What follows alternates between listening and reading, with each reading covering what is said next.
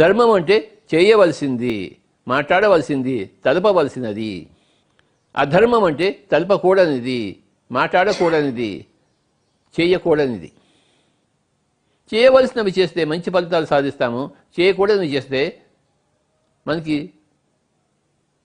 రాకూడని ఫలితాలు మనం పొందుతాం. ప్రతి ఒక్కళ్ళు ఈ యొక్క నిర్వచనాన్ని, ధర్మం యొక్క నిర్వచనాన్ని తెలుసుకునే తీరాలి. యతోభ్యుదయ నిశ్రేయస సిద్ధి సధర్మ. దేనివల్లనైతే అభ్యుదయము మరి నిశ్రేయస్సు రెండు సమకూడతాయో, సిద్ధింపబడతాయో దాని పేరు ధర్మము. అంటే రెండు ఉన్నాయి ఇక్కడ, అభ్యుదయము నిశ్రేయస్సు. అభ్యుదయం అంటే పురోగతి. ఇప్పుడు నాకు పురోగతి కావాలి, నా ఆకలి ఉంది, నాకు పోవాలి, ఏదో ఒకటి నేను తినాల్సిందే. కానీ ఏది తినాలి అనేది ధర్మం అధర్మం చెప్తుంది. ఏది తినాలి అంటే ధర్మం, ఏది తినకూడదంటే అది అధర్మం చేయకూడదు. ఆకలి తీర్చుకోవాలి, నాకు పురోగతి కావాలి, నేను డబ్బు సంపాదించాలి, ఏదో విధంగా డబ్బు సంపాదించాలి, దొంగతనం చేసి సంపాదించాలంటే ఏమైనా అర్థం ఉందా?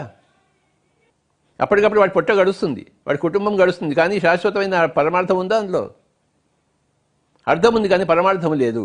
వాడు జైలుకి వెళ్తాడు, వాడి కుటుంబం వీధిన పడుతుంది. ఎన్ని రోజులు దొంగతనం చేస్తాడు? ఏదో రోజు పట్టుబడతాడు.